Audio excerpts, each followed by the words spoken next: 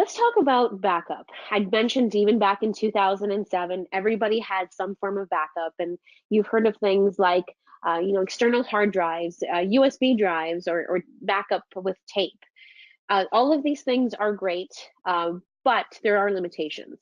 There is definitely high failure rates because a lot of it involves manual testing.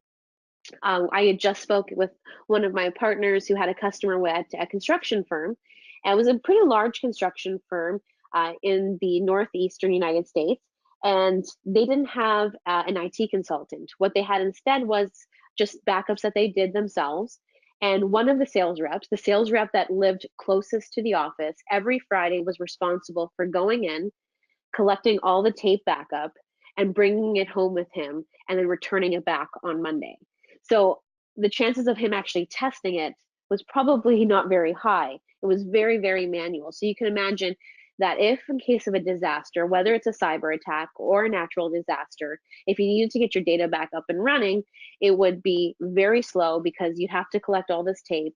And then because nobody was actually testing it, there could have been an error somewhere there and you wouldn't even know. There's a lot of risk of infection or theft. As we said, it was up to this one gentleman to go back.